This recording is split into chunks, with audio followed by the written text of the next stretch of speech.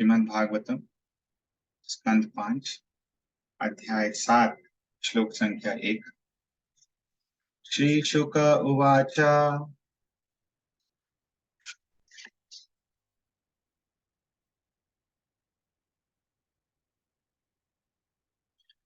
भरतस्तु महाभागवतो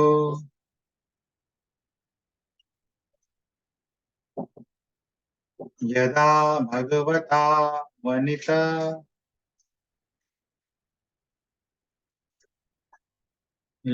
परिपालनाय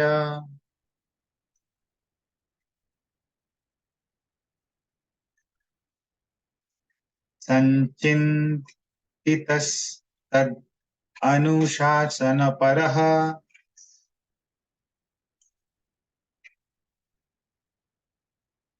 पंचजनीं विश्वरूप दुहितरम् उपयेमे। श्रीशुक उवाच भरतस्तु महाभागवतो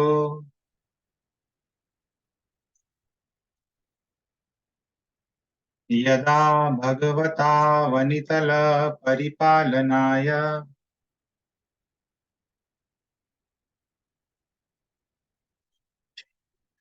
संचिन्तितस्तद् अनुशासनपरः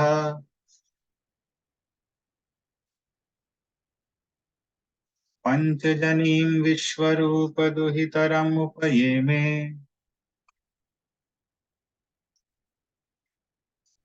रिपीट कर सकती हूँ। हरे कृष्ण। भरतस्तु महाभागवतो यदा भगवता वनितल परिपालनाय संचिन्तित तत् अनुशासनपरः पंचजनीं विश्वरूप दुहितरम् उपजेमे। हरे कृष्ण। हरे कृष्ण। और कोई? श्री शुक उवाच भरतस्तु महाभागवतो यदा भगवता वनितल परिपालनाय संचित्तस्तदनुशासनपरः पंचजनीं विश्वरूप दुहित तरमुपयेमे। हरे कृष्ण। हरे कृष्ण। हरि अनुवाद कंचनवास। हरे कृष्ण। श्री सुखदेव गोस्वामी ने महाराज परीक्षित को और आगे बताया, हे राजन, भरत महाराज सर्वोच्च भक्त थे। अपने पिता की आज्ञा का पालन करते हुए जिन्होंने उन्हें सिंहासन पर बैठने का निर्णय पूर्व में ही ले रखा था, वे तदनुसार पृथ्वी पर राज्य करने लगे। भरत महाराज समस्त संसार पर राज्य करते हुए अपने पिता के आदेशों का पालन करने लगे और उन्होंने विश्व रूप की कन्या पंचजनी से विवाह कर लिया। हरे कृष्ण। हरे कृष्ण। श्री शुक उवाच, सुखदेव गोस्वामी ने कहा, भरतः तु महाभागवतः, भरत महाराज जो कि महाभागवत थे, यदा भगवता अवनीतल परिपालनाय संचिन्तितः, जब भगवता, यहाँ पे भगवत ऋषभ देव को कहा जा रहा है, तो भगवत यानी भगवान ऋषभ देव के द्वारा अवनीतल परिपालनाय, अवनीतल यानी पृथ्वी पर शासन करने के लिए संचिंतित, पहले से ही निर्णय ले रखा था, जिसने ऋषभ देव ने, कि वह भरत महाराज ही राज्य करेंगे। तत् अनुशासन परः पंचजनी विश्व रूप दुहितरम उपयेमे। तत् अनुशासन परः, उसी हिसाब से तद अनुसार वे राज्य करने लगे, जिस प्रकार उनके पिता ऋषभ देव ने उनके लिए सोचा था। और इस प्रकार राज्य करते हुए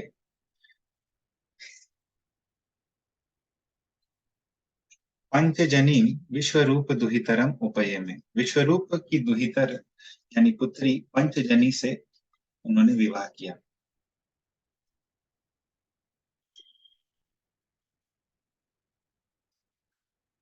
तस्यामु हवा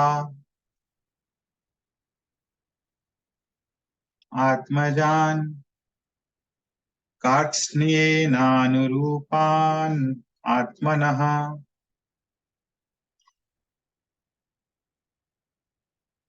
पञ्चजनयामास भूतादिरिव भूतसूक्ष्माणि सुमतिम् राष्ट्रभृतं सुदर्शनम् आवरणम् धूम्रकेतुमिति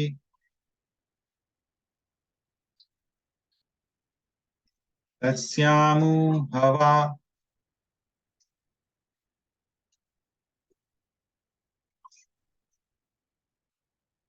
आत्मजान् कार्त्स्न्येनानुरूपान्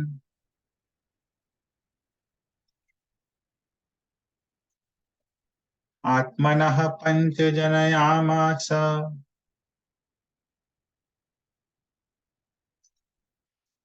भूतादिरिव भूतसूक्ष्माणि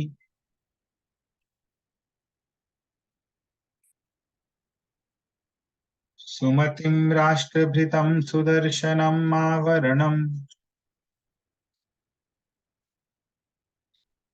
धूम्रकेतुमिति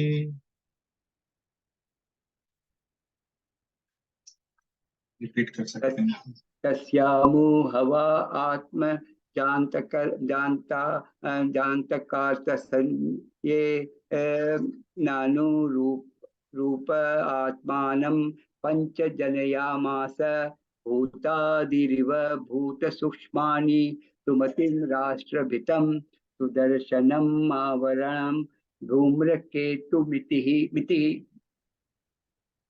और फिर तस्माउहवा आत्मजना कात्यसयोन अनुरूप आत्मनः पंचम जनयस्यं भूतादि इव सूक्ष्मानि सुमति राष्ट्र भृता सुदृश्य अवरानं धूमकेतु इति। अनुवाद भी पढ़िए जैसे।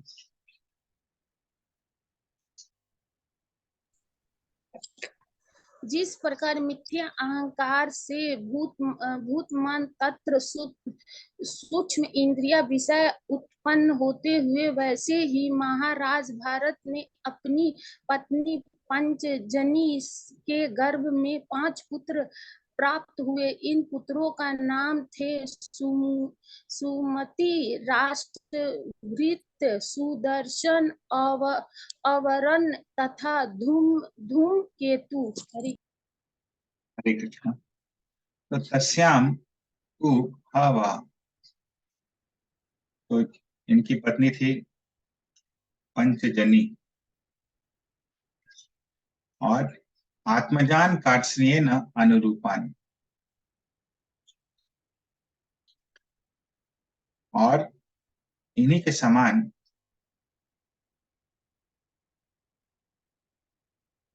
आत्मनः पंचजनयामास भूतादि इव भूत सूक्ष्माणि सुमतिम राष्ट्रभृतम सुदर्शनम आवरणम धूम्रकेतुम इति। तो इनके 5 पुत्र थे, जिनके नाम यहाँ पे बता रहे हैं। पंच आत्मनः अनुरूपान, तो पंच पुत्र, पंच आत्मजान, 5 आत्मज इनके हुए, जो कि आत्मनः अनुरूपान, उन्हीं के समान थे।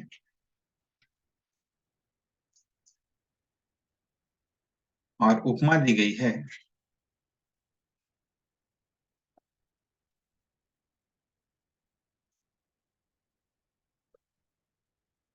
भूत आदि इव।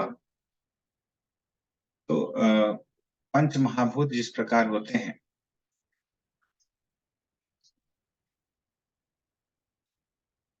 भूत सूक्ष्माणि, और जो पंच तन्मात्राएं होती हैं, भूत सूक्ष्माणि, जिस प्रकार ये प्रकट होते हैं, कहाँ से? मिथ्या अहंकार से, उसी प्रकार ये पंच पुत्र इनके प्रकट हुए, जिनके नाम यहाँ पे हम लोग देखें, सुमति, राष्ट्रभृत, सुदर्शन, आवरण और धूम्रकेतु।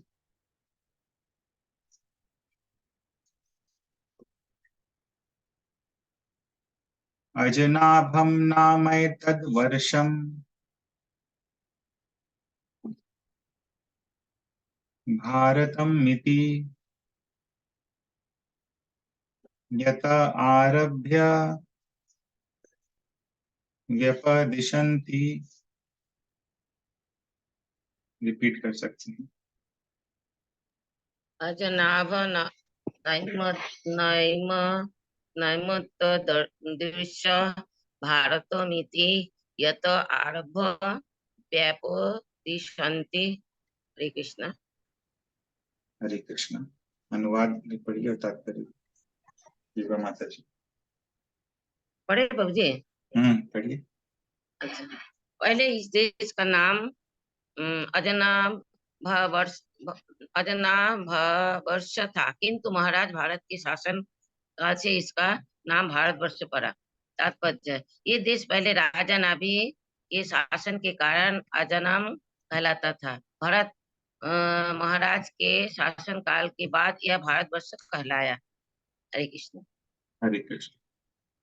तो एतद वर्षम, इस वर्ष का नाम क्या था? अजनाभम। एतद वर्षम नाम अजनाभम, इस प्रांत का नाम था अजनाभ वर्ष। लेकिन यथा आरभ्य, जब से भरत महाराज ने शासन करना शुरू किया, भारतम इति व्यपदिशन्ति, तब से लोग इसे भारत इस प्रकार कहकर पुकारते हैं।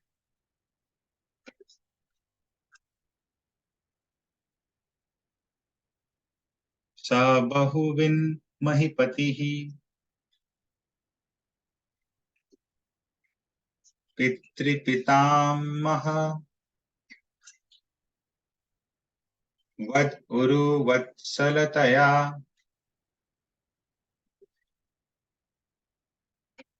स्वे स्वे कर्मणि वर्तमानः प्रजाः स्वधर्मम् अनुवर्तमानः पर्यपालयत्।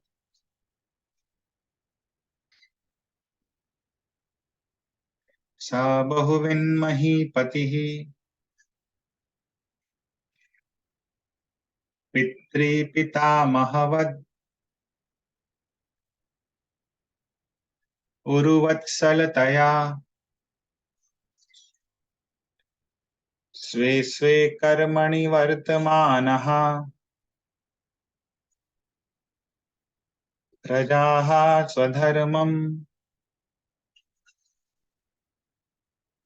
अनुवर्तमानः पर्यपालयत्। रिपीट कर सकते हैं। स बहुविन्महीपतिः पितृपितामह वधू उरु वत्सलतया स्वे स्वे कर्मणि वर्तमानः प्रजा स्वधर्मम् अनुवर्तमानः पर्यपालयत्। हरे कृष्ण। अनुवाद और तात्पर्य भी पढ़िए वंदना माता जी।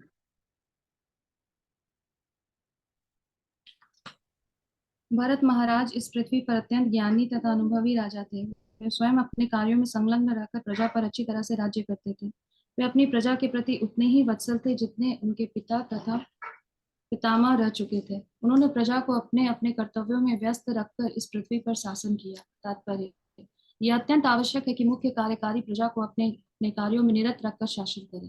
प्रजा में से कुछ ब्राह्मण थे, कुछ क्षत्रिय और कुछ वैश्य तथा शूद्र।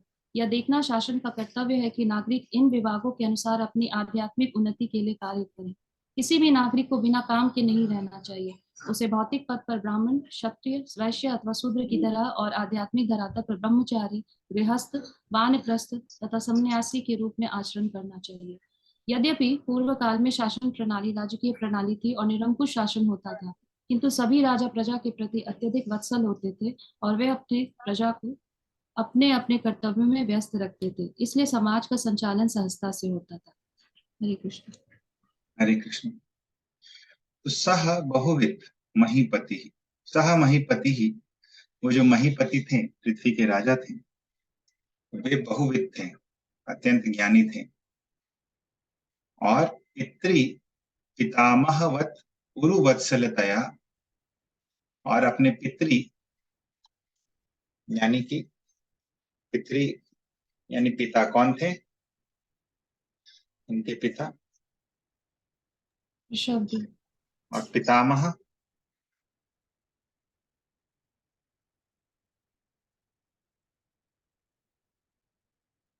राजा नाभि। राजा नाभि, राइट।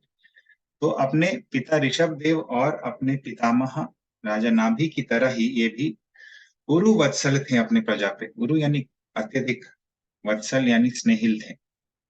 और इसके कारण इन्होंने क्या किया? स्वे स्वे कर्मणि वर्तमानः प्रजाः, इन्होंने प्रजा को उनके उनके कर्मों में लगाया और स्वधर्मम अनुवर्तमानः पर्यपालय, और सभी लोग अपने अपने कर्तव्यों में लगे रहे, स्वधर्मम, और इस प्रकार उन्होंने शासन किया। तो सभी लोग वर्णाश्रम व्यवस्था के हिसाब से ब्राह्मण, क्षत्रिय, वैश्य और शूद्र, इस प्रकार अपना कर्तव्य सभी लोग करते थे प्रजा, और इस प्रकार राजा भरत ने सभी को अपने अपने धर्म में लगाकर शासन किया।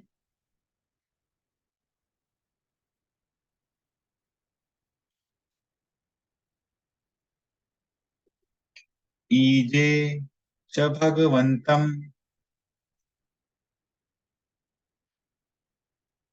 यज्ञ क्रतुरूपम क्रतुभिर उच्चावचैः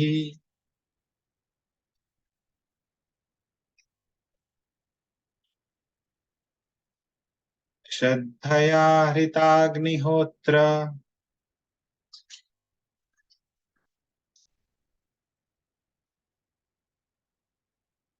दर्श पूर्णमास चतुर्मास्य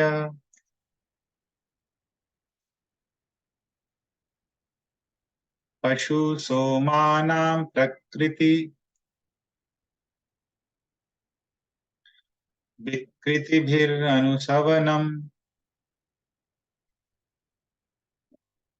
चातुर्होत्र विधिना।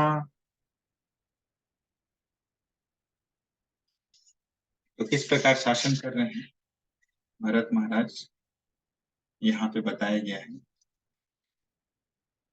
अनुवाद और तात्पर्य पढ़िए रेखा मौसी। हरे कृष्ण। राजा भरत ने अत्यंत श्रद्धा पूर्वक अनेक प्रकार के यज्ञ किए। इनके नाम है अग्निहोत्र, दर्श, पूर्णमास, चातुर्मास, पशु यज्ञ जिसमें अश्व की बलि दी जाती थी, तथा सोम यज्ञ जिसमें सोम रस प्रयुक्त होता था। कभी ये यज्ञ पूर्ण रूप से तो कभी आंशिक रूप से संपन्न किए जाते थे। प्रत्येक दशा में समस्त यज्ञों में चातुर्होत्र नियमों का दृढ़ता से पालन किया जाता था। इस प्रकार भरत महाराज पूर्ण पुरुषोत्तम भगवान की उपासना करते थे। तात्पर्य: यज्ञ की पूर्ण संपन्नता की परीक्षा के लिए ही सूकरों तथा गायों की बलि दी जाती थी, अन्यथा पशुओं की बलि चढ़ाने का कोई उद्देश्य न था। वास्तव में यज्ञाग्नि में पशु बलि पुनः तरुण जीवन प्राप्त करने के लिए की जाती थी। सामान्यतः बूढ़े पशु की बलि दी जाती थी जो तरुण शरीर लेकर पुनः प्रकट हो जाता था, किंतु कुछ अनुष्ठानों में पशु बलि की आवश्यकता नहीं पड़ती थी। वर्तमान युग में पशुओं की बलि पर प्रतिबंध है, जैसा कि श्री चैतन्य महाप्रभु ने कहा है। श्री चैतन्य चरितमृत आदि 17:164। अश्वमेधम ग्वालंभम सन्न्यासम फलपैतृकम देवरेण सुतोत्पत्तिम कलौ पंच विवर्जयेत्।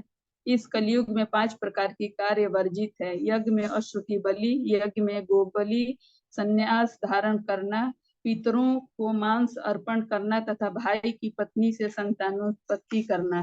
कलयुग में ऐसे यज्ञ संभव है क्योंकि ऐसे प्रवीण ब्राह्मणों या ऋत्विजों का अभाव है जो इस उत्तरदायित्व को ग्रहण कर सके। इनके अभाव में संकीर्तन यज्ञ संस्तुति की जाती है। यज्ञ संकीर्तन प्रायजन्ति ही सुमेधसः। श्रीमद् भागवतम 11:5-32। कुल मिलाकर यज्ञों के उद्देश्य पूर्ण पुरुषोत्तम भगवान को प्रसन्न करना है। यज्ञार्थ कर्म, ऐसे कार्य श्री भगवान की प्रसन्नता के लिए किए जाने चाहिए। इस कली काल में श्री भगवान के अवतार श्री चैतन्य महाप्रभु के उनके पार्षदों सहित उपासना संकीर्तन यज्ञ द्वारा की जानी चाहिए, जिसमें हरे कृष्ण मंत्र का सामूहिक कीर्तन किया जाता है। यह विधि बुद्धिमान व्यक्तियों द्वारा स्वीकार की जाती है। यज्ञ संकीर्तन प्रायजन्ति ही सुमेधसः। सुमेधसः शब्द उन बुद्धिमान लोगों के लिए प्रयुक्त है जिनका मस्तिष्क उच्च कोटि का होता है। हरे कृष्ण। हरे कृष्ण। तो यहाँ पे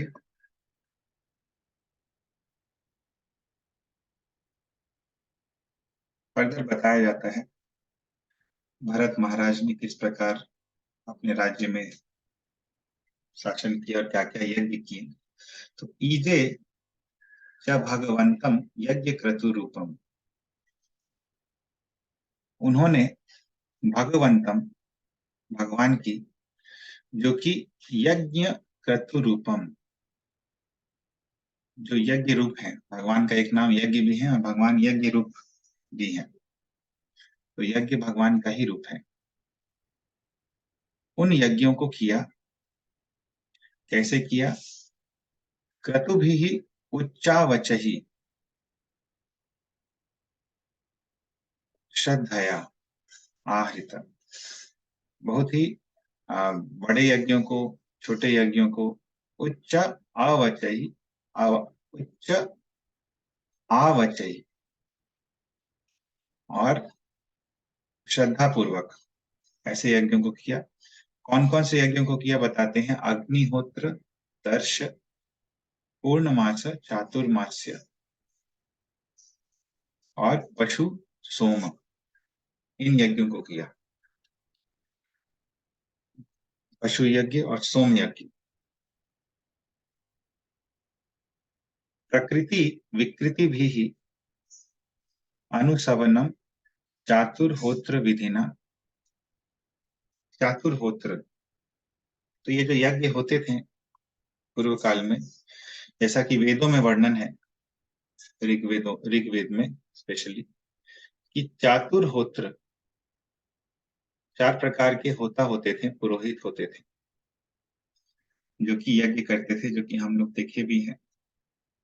एक मंत्र गाता था, एक आहुति देता था, तो इस तरह से 4 प्रकार के होते थे। तो पूर्ण रूप से और आंशिक रूप से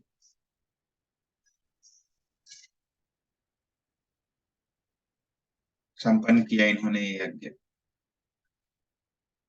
तो यज्ञ के विषय में इस श्लोक में कहा जा रहा है, और यज्ञ के विषय में प्रभुपाद भी तात्पर्य में बतलाते हैं कि यज्ञ जो है इस प्रकार का, जैसे यहाँ पे पशु यज्ञ कहा गया है, पशु यज्ञ जो है वर्जित है कलयुग में।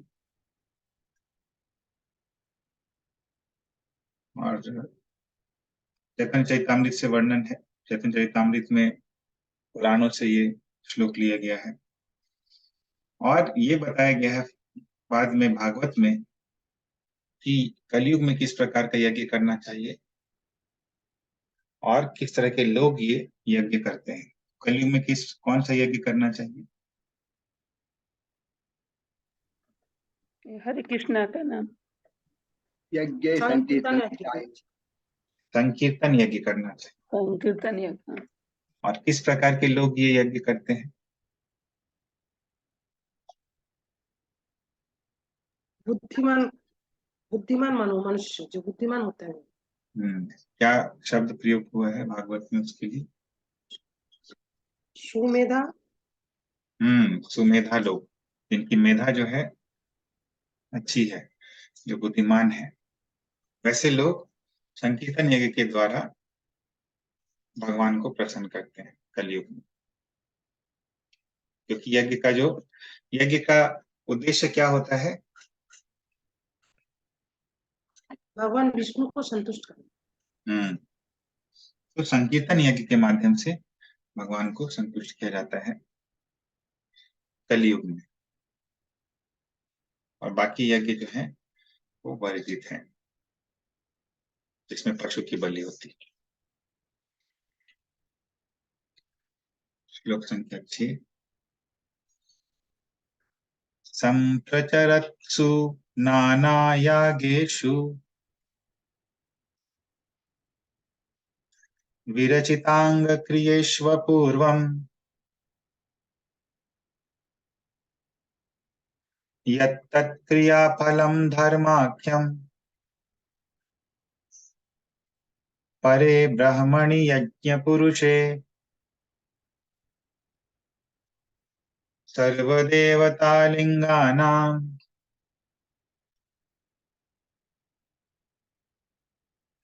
मंत्राणामर्थनियामकतया साक्षात्कर्तरि परदेवतायां भगवती वासुदेव एव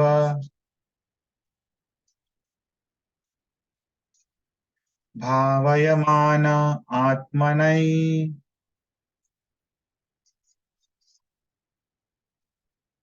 पुण्यमृदितकषायो हविः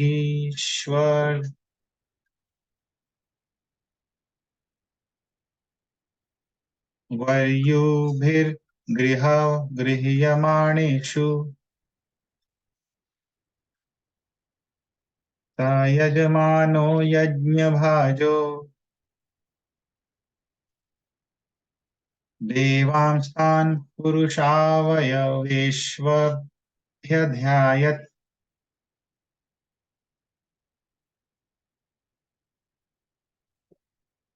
तो किस प्रकार यज्ञ करते थे फर्दर यहाँ पे डिटेल में बता रहे हैं।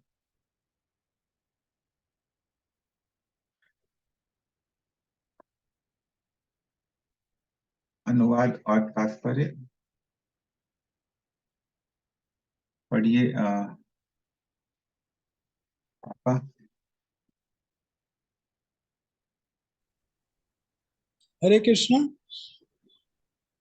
विभिन्न यज्ञों के प्रारंभिक कार्यों को कर लेने के बाद महाराज भरत यज्ञ फलों को धर्म के नाम पर भगवान वासुदेव को अर्पण कर देते थे, अर्थात वे भगवान वासुदेव कृष्ण को प्रसन्न करने के लिए समस्त यज्ञ करते थे। महाराज भरत सोचते थे कि सभी देवता भगवान वासुदेव के शरीर के अंग स्वरूप हैं और वैदिक मंत्रों में जो भी वर्णित है वे उसके नियंता है। इस प्रकार से चिंतन के फल स्वरूप महाराज भरत आसक्ति, काम तथा लोभ जैसे भौतिक कलमश से मुक्त थे। जब पुरोहित गण अग्नि में हवि अर्पित करने वाले होते तो महाराज भरत को यह ज्ञात हो जाता था कि विभिन्न देवताओं को दी जाने वाली यह हवि ईश्वर के विभिन्न अवयवों के निमित्त है। उदाहरण इंद्र भगवान के बाहु स्वरूप और सूर्य उनके नेत्र है। इस प्रकार महाराज भरत ने विचार किया कि विभिन्न देवताओं को दी जाने वाली आहुतियां वास्तव में भगवान वासुदेव के अंग प्रत्यंग के निमित्त है। तात्पर्य, भगवान का कथन है कि जब तक श्रवणम कीर्तनम वाली शुद्ध भक्ति का विकास न हो तब तक मनुष्य को अपने कर्तव्य करते रहना चाहिए। क्योंकि भरत महाराज महान भक्त थे, अतः कोई पूछ सकता है कि थोड़ा ऊपर करिए, बुक लेके पढ़िए, बहुत लंबा पटपट है।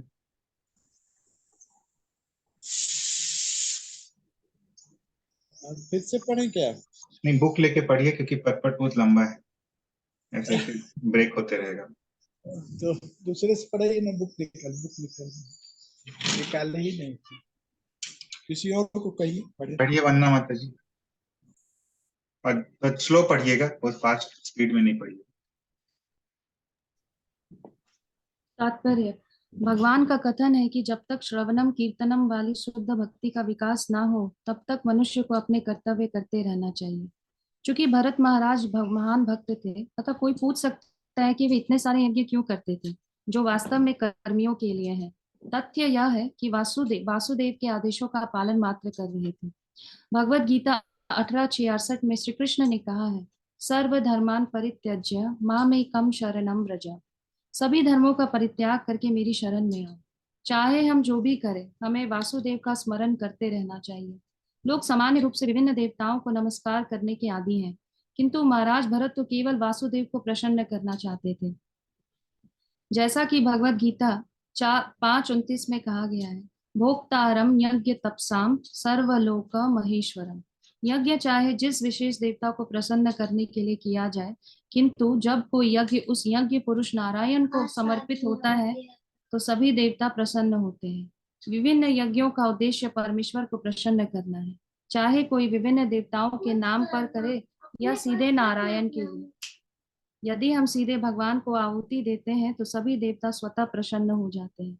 यदि हम पेड़ की जड़ को सींचते हैं तो उसकी शाखाएं, फल, फूल स्वतः तुष्ट हो जाते हैं। जब कोई विभिन्न देवताओं के लिए यज्ञ करता है तो उसे स्मरण रखना चाहिए कि ये देवता परमेश्वर के शरीर के विभिन्न अंग मात्र हैं। यदि हम किसी के हाथ की पूजा करते हैं तो हमारा मंतव्य उस व्यक्ति को प्रसन्न करने से होता है। यदि हम किसी व्यक्ति के पैर दबाते हैं तो हम वास्तव में केवल पांव की नहीं वरन पांव वाले व्यक्ति की सेवा करते हैं। जितने भी देवता हैं वे भगवान के विभिन्न अंश हैं, और जब हम उनकी सेवा करते हैं तो वास्तव में हम स्वयं भगवान की सेवा करते हैं। ब्रह्म संहिता में देवताओं की पूजा का वर्णन है, किंतु सभी श्लोक भगवान गोविंद की उपासना का समर्थन करते हैं। उदाहरणार्थ ब्रह्म संहिता 5:44 में देवी दुर्गा की पूजा ब्रह्म संहिता में इस प्रकार वर्णित है, सृष्टि स्थिति प्रलय साधन शक्ति रेखा छाएव यस्य भुवनानि विभर्ति दुर्गा इक्षानुरूपम अपि यस्य च चेष्टते सा गोविंदमादि पुरुषम तमहम भजामि। श्री कृष्ण के आदेश से ही देवी दुर्गा सृष्टि, पालन और संहार करती हैं। श्री कृष्ण ने भी इस कथन की पुष्टि भगवत गीता 9:10 में इस प्रकार की है, मध्याक्षेण प्रकृति सूयते सचराचरम। हाँ, यह प्रकृति मेरे आदेश के अनुसार कार्य करती है और समस्त चर तथा अचर प्राणियों का सृजन करती है। हमें इसी भावना से देवताओं की पूजा करनी चाहिए। क्योंकि देवी दुर्गा श्री कृष्ण को प्रसन्न रखती हैं और इसलिए हमें देवी दुर्गा का आदर करना चाहिए। शिव जी भी श्री कृष्ण के अंश रूप के अतिरिक्त और कुछ नहीं है, इसलिए हमें शिव का आदर करना चाहिए। इस प्रकार हमें ब्रह्मा, अग्नि तथा सूर्य का आदर करना चाहिए। विभिन्न देवताओं को भिन्न भिन्न प्रकार की भेंटें की जाती है, किंतु हमें यह स्मरण रखना चाहिए कि वे सब भगवान को ही प्रसन्न करने के लिए हैं। भरत महाराज को देवताओं से किसी प्रकार का वर प्राप्त करने की इच्छा न थी। उनका उद्देश्य परमेश्वर को प्रसन्न करना था। महाभारत के विष्णु के सहस्त्र नामों में यज्ञ, भुग, यज्ञ, कृत, यज्ञ भी आया है। परमेश्वर यज्ञों का भोक्ता, यज्ञों का कर्ता तथा साक्षात यज्ञ है। परमेश्वर प्रत्येक वस्तु का कर्ता है, किंतु अज्ञानवश जीवात्मा अपने को ही कर्ता मान बैठता है। जब तक हम अपने को कर्ता मानते हैं तब तक हम कर्म बंधन पैदा करते हैं। यदि हम यज्ञ अर्थात श्री कृष्ण के लिए कर्म करते हैं तो कर्म बंधन नहीं रह जाता। भगवत गीता 3:9 में कहा गया है, यज्ञार्थत कर्मणोन्यत्र लोकोयम कर्म बंधना। विष्णु के यज्ञ के रूप में कर्म करना होता है। यदि विष्णु के लिए यज्ञ नहीं किया जाता तो कर्म इस भौतिक जगत से बांध लेता है। भरत महाराज की शिक्षाओं का पालन करते हुए हमें चाहिए कि अपनी तुष्टि के लिए नहीं अपितु भगवान की तुष्टि के लिए कार्य करें। भगवत गीता 18:27 में यह भी कहा गया है, अश्रद्धया हुतम दत्तम तपस्तप्तम कृतम च यत् असदीत्युच्यते पार्थ च न चात् तत्प्रेत्य नो इह। पर ब्रह्म में श्रद्धा के बिना जो कुछ यज्ञ, दान, तप इत्यादि कर्म किए जाते हैं वे सब असत हैं। अतः उनका ना तो इस जन्म में ना ही अगले जन्म में कोई लाभ है। महाराज अम्बरीश जैसे राजाओं तथा अन्य राजर्षियों ने अपना सारा समय भगवत भक्ति में लगाया, क्योंकि वे शुद्ध भक्त थे। जब कोई शुद्ध भक्त किसी अन्य व्यक्ति के माध्यम से कोई सेवा कार्य करता है तो उसकी आलोचना नहीं करनी चाहिए, क्योंकि उसका यह कार्य ईश्वर को प्रसन्न करने के निमित्त है। हो सकता है कि भक्त कर्म कांड कराने के लिए किसी ऐसे पुरोहित को रखे जो वैष्णव ना हो, किंतु चूंकि भक्त भगवान को प्रसन्न करना चाहता है, इसलिए उसकी आलोचना नहीं होनी चाहिए। यहाँ अपूर्व शब्द अत्यंत सार्थक है। अपूर्व का अर्थ है कर्मफल। जब हम कोई पाप या पुण्य करते हैं तो उसका फल तुरंत नहीं मिलता, अतः हम फल की प्रतीक्षा करते हैं, जिसे अपूर्व कहते हैं। ये फल भविष्य में प्रकट होते हैं। यहाँ तक कि स्मार्त भी अपूर्व को मानते हैं। शुद्ध भक्त भगवान की प्रसन्नता के लिए ही कर्म करते हैं, फलतः उनके कर्म फल दिव्य अथवा स्थायी होते हैं। वे कर्मियों के फल के समान अस्थायी नहीं होते। इसकी पुष्टि भगवत गीता 4:23 में की गई है। गत संगस्य मुक्तस्य ज्ञान अवस्थित चेतसः याज्ञायाचरतः कर्म समग्रम प्रविलीयते। जो पुरुष प्रकृति के गुणों में आसक्त नहीं है और तत्व ज्ञान में स्थित है, उसके संपूर्ण कर्म आध्यात्म में विलीन हो जाते हैं। भक्त भौतिक कलुष से मुक्त रहता है, वह सदैव ज्ञान में स्थित रहता है, अतः उसके सारे यज्ञ भगवान को प्रसन्न करने के लिए होते हैं। हरे कृष्ण। हरे कृष्ण।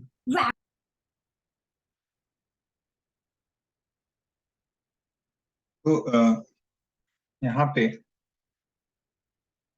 यज्ञों के विषय में डिटेल में बताया गया है तात्पर्य में।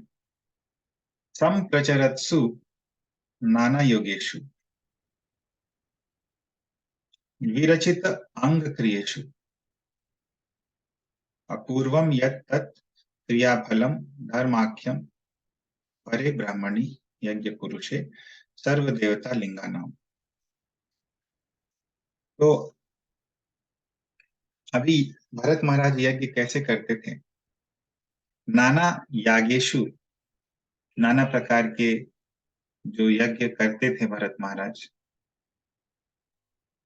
विरचित अंग क्रियेषु,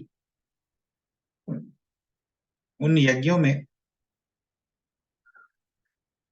अनेक प्रकार के कार्य किए जाते थे।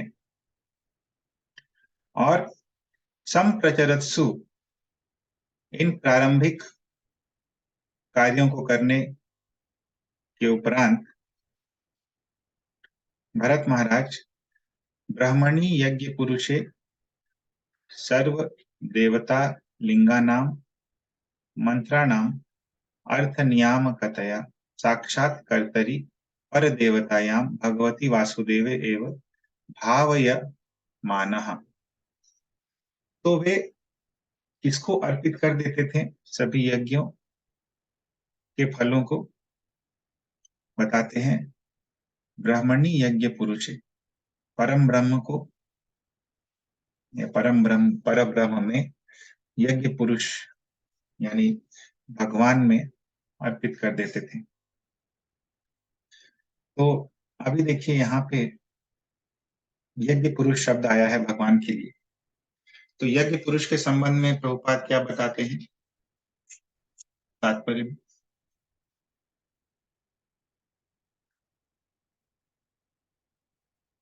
यज्ञ पुरुष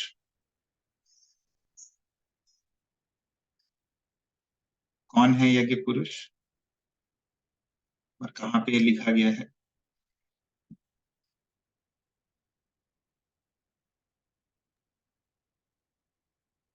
नारायण को देख सकते हैं तो बाकी देवता भी खुश हो जाते हैं। यज्ञ पुरुष इज नारायण और विष्णु। क्वेश्चन अलग है। क्वेश्चन है कि यज्ञ पुरुष कौन है, जो आप बता दिए हैं, लेकिन कहाँ कहाँ पे ये वर्णित है यज्ञ पुरुष कौन है?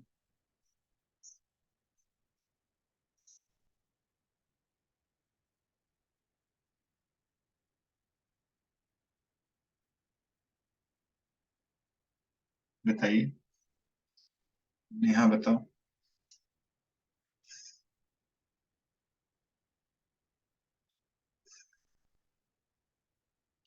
तो भगवत गीता में ये वर्णित है कि भोक्तारम यज्ञ तपसाम, कि यज्ञ का भोक्ता जो है वो मैं हूँ। और महाभारत में ये वर्णित है। महाभारत में क्या कहा गया है यज्ञ पुरुष के संबंध में?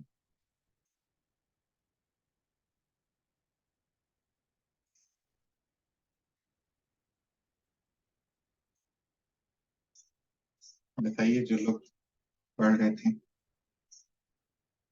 यज्ञ भोग यज्ञ कृत यज्ञ। क्या है? यज्ञ भोग यज्ञ कृत यज्ञ। Right right. तो ये 3 चीजें बताई गई है महाभारत में कि भगवान यज्ञ भोग है, यानी यज्ञ के भोक्ता है।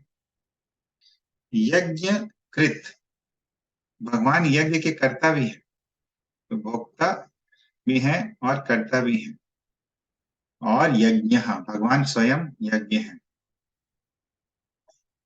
तो भगवान ही यज्ञ के कर्ता है, भगवान ही यज्ञ के भोक्ता है और भगवान स्वयं यज्ञ है।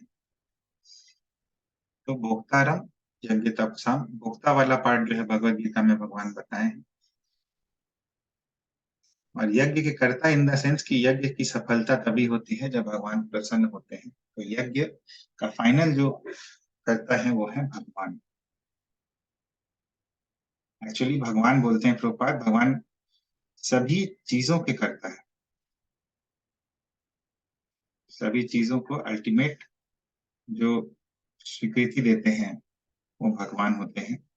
लेकिन जीवात्मा को लगता है कि वो करता है, और ऐसा सोचने से क्या होता है? कर्ता का भाव रखने से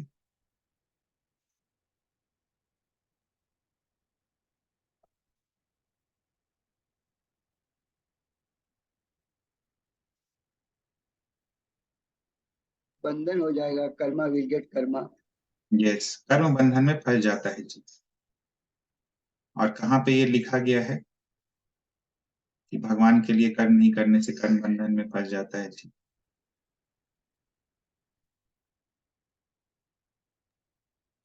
भागवत गीता यज्ञ अर्थात कर्म बंधन, कर्मणो कर्म बंधन है। यज्ञ अर्थात कर्मणोन्यत्र लोकोयम कर्म बंधन। यज्ञ अर्थात कर्मणः, यज्ञ के लिए ही कर्म करना चाहिए। और यज्ञ कौन है हम लोग देखें, स्वयं भगवान यज्ञ है। यज्ञ के लिए ही कर्म करना चाहिए, विष्णु के लिए ही कर्म करना चाहिए, अन्यत्र नहीं तो अयम लोकः कर्म बंधन, इस लोक में कर्म बंधन में फंस जाओगे। तो ये यहाँ पे बताया गया है। तो यज्ञ के विषय में चूंकि इतना श्लोक में है, इसीलिए यज्ञ एक्चुअल में क्या है प्रभुपाद तात्पर्य में समझाए हैं भगवत गीता से, महाभारत से। वो विष्णु सहस्त्रनाम में वाला आता है प्रभु, क्या चीज? यज्ञ भोग यज्ञ यज्ञ वाले जो है ना, हाँ विष्णु हाँ, सहस्त्र। राइट राइट प्रभु जी। विष्णु सहस्त्रनाम एक्चुअली महाभारत का ही हिस्सा है, महाभारत में ही प्रकट होता है। राइट, तो विष्णु सहस्त्रनाम में ही ये आता है।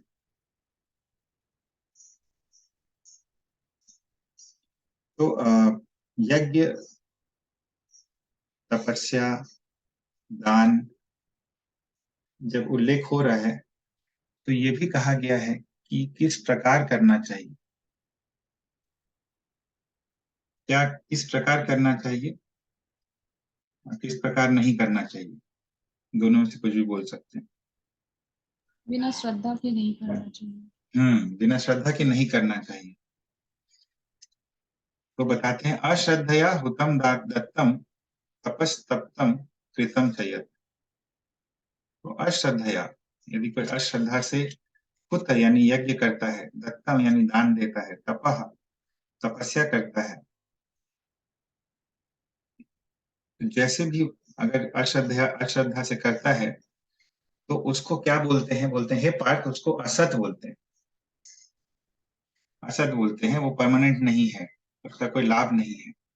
ना च तत्प्रेत्य नो इह, तत् यानी वैसे श्रद्धा का, वैसे यज्ञ का, वैसे दान का, वैसे तपस्या का, ना इह ना इस लोक में, ना प्रेत्य, प्रेत्य यानी कि परलोक में, ना इस लोक में ना परलोक में उसका कोई लाभ होता है, बेकार होता है। तो जब भी हम लोग कोई दान कर रहे हैं, कोई यज्ञ कर रहे हैं, श्रद्धा जो है इंपॉर्टेंट कंपोनेंट है, वो रहना चाहिए। तो ये यज्ञ के बारे में बताते हैं। अभी बोलते हैं कि अपूर्वम यत् तत् क्रियाफलम अपूर्वम के विषय में प्रभुपाद फिर बताते हैं। अपूर्व किसको कहा जाता है, क्या बताते हैं?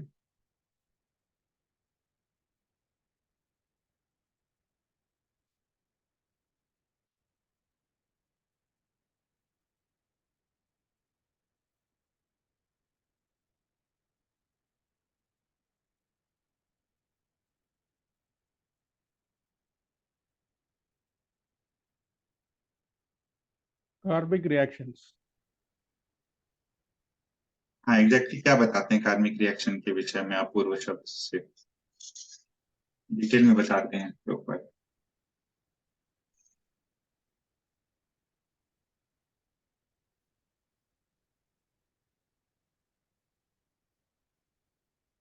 अपूर्व अपूर्व कर्मफल, फ्यूचर माने कर्मफल। नहीं, अपूर्व मतलब कर्म फल नहीं होता एग्जैक्टली। अपूर्व मतलब होता है कर्म जो फल होता है प्रभु जी वो भविष्य में मिलता है, उसको अपूर्व कहते हैं। हाँ, जो टाइम गैप होता है कर्म फल मिलने में, उसको अपूर्व कहते हैं।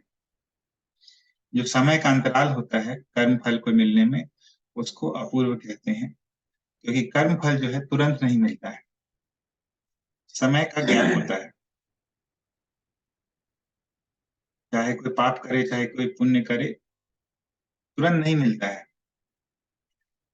इंस्टेंट कर्म। दूसरे जन्म लेने पर वैसा भी कोई जरूरी नहीं कि दूसरे जन्म में ही मिले, इसी जन्म में भी मिल सकता है, बट बोला गया है कि तुरंत नहीं मिलता है, इसीलिए अपूर्व कहते हैं।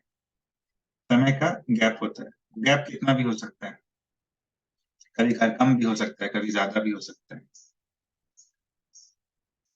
तो लेकिन भक्त इसकी चिंता नहीं करते, क्योंकि भक्त लोग जो हैं उनके गतिविधियां जो है भगवान को समर्पित होती है, इसलिए कर्म फल का प्रश्न ही नहीं होता है, और उनका लाभ जो है चिर स्थायी रहता है। तो इसीलिए यहाँ पे अपूर्व लिखा हुआ है। विरचित अंग क्रियेषु अपूर्वम यत् तत् क्रियाफलम। तो ऐसे फल जितने भी आते थे, अपूर्व फल जो दूर वाले फल हैं, वो सब भी भगवान को ऑफर कर देते थे। अभी एक शब्द आया है सर्व देवता लिंगा नाम, मंत्रा नाम। सभी देवताओं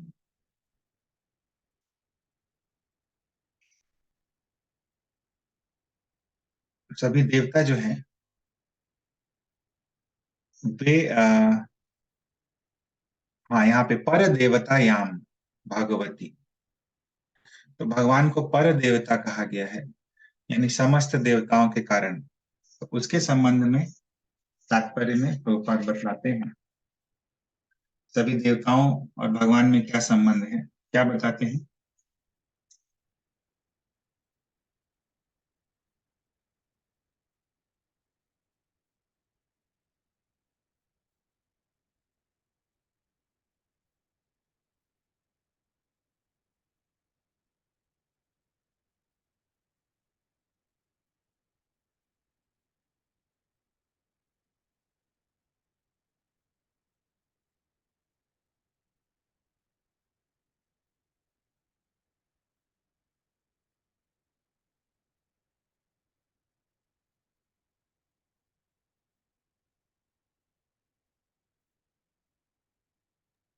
ये वाटरिंग द रोड प्रिंसिपल ही बता देता है। वो तो भगवान का सेवा करने से हो जाता है, लेकिन सभी देवताओं का संबंध, सभी देवताओं का क्या संबंध है भगवान से? लिम्स ऑफ भगवान। Yes, right. तो सभी देवता जो है भगवान के अंग स्वरूप हैं, भगवान के अलग अलग अंग हैं। और उस संदर्भ में एक उदाहरण देते हैं। क्या उदाहरण देते हैं?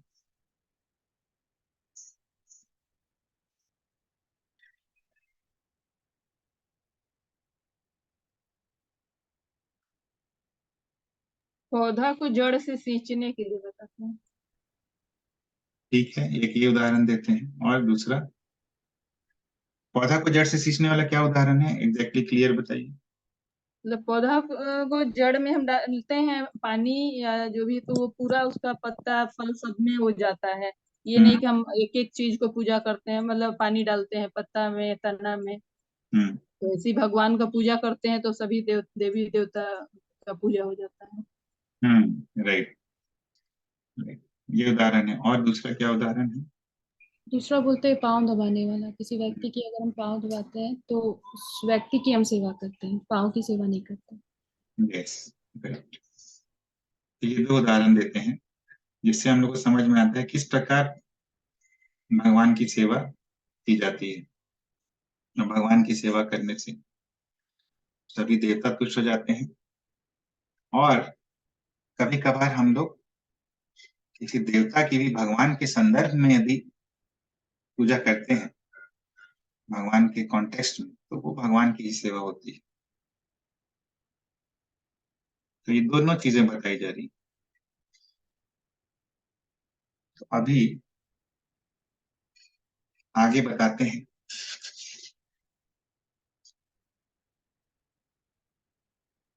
श्लोक में कि भगवान को ऑफर कर देते थे सभी अपने यज्ञों के फल, और आत्म नैपुण्य मृदित कषाय अविशु अध्वर्युभिः गृह्यमाणेषु सह यजमानः यज्ञभाजः देवान् तान् पुरुष अवयवेषु अभ्यध्यायत। तो अभी देखिए, ये जो एग्जाम्पल देते हैं देवताओं का, प्रभुपाद जो तात्पर्य बताते हैं, यहाँ देखिए लिखा हुआ है कि तान पुरुष अवयवेषु। ये देवता कौन है? बोलते हैं उन भगवान पुरुष के अवयव हैं, उनके शरीर के अंग प्रत्यंग हैं। तो ये जो है यज्ञ भाजः यजमानः। यजमान कौन है इस यज्ञ के, जिस यज्ञ के बारे में अभी हम लोग देख रहे हैं?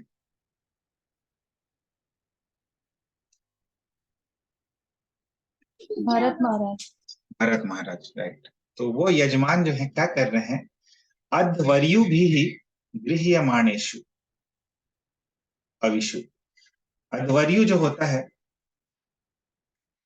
वो 4 प्रकार के जो होत्री होते हैं, होते हैं, पुरोहित होते हैं, जिनके बारे में हम लोग देखे थे। 4 प्रकार के जो यज्ञ के होते हैं, उनमें से एक होता है अध्वर्यु।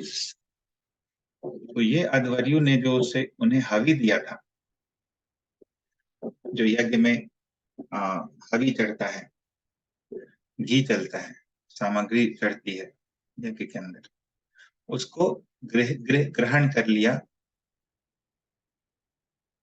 भरत महाराज ने। और उन्होंने ध्यान किया कि ये हवि जो है भगवान के जो अलग अलग अंग रूपी देवता हैं उनके लिए ये हवि है। तो अध्वर्यु ने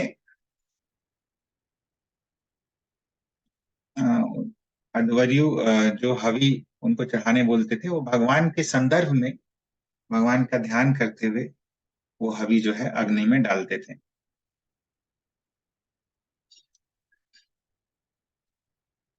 तो भगवान का ध्यान करते हुए उन्होंने ये यज्ञ जो है पूरा किया। और आत्म नैपुण्य मृदित कषाय, कषाय से पूरी तरह से रहित थे। कषाय यानी कि क्रोध, काम, क्रोध इत्यादि, उनसे बिल्कुल तरह से रहित होकर इन्होंने यज्ञ किया। तो साक्षात कर्तरी, साक्षात्कर्ता कौन है? भगवान है, इसका वो उन्होंने हमेशा ध्यान रखा। तो डिटेल में प्रभुपाद ने यज्ञ के विषय में बताया है, और देवताओं का भगवान से क्या संबंध है उसके विषय में बताया है, और विभिन्न देवताओं को जो भेंटें जब हम लोग देते हैं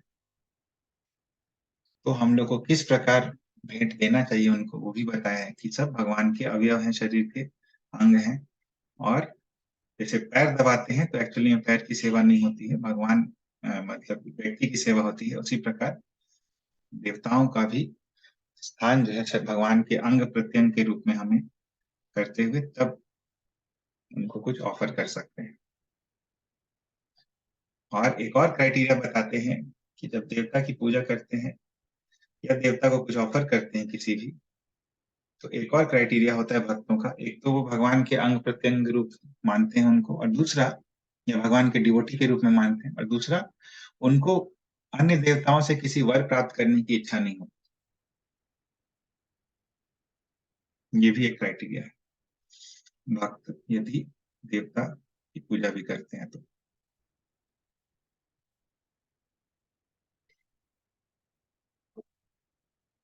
और उदाहरण देते हैं कि जो भक्त होते हैं वे अपना समय भक्ति में लगाते हैं, क्योंकि भक्ति जो है वो सत होती है, परमानेंट होती है। और कभी कभार भक्त भगवान को प्रसन्न करने के लिए कुछ कार्य करते हैं तो उनकी आलोचना नहीं करनी चाहिए। ये भी चीज बताते हैं। देखना चाहिए उनका इंटेंट क्या है, उनका मोटिव क्या है, वो देखना चाहिए।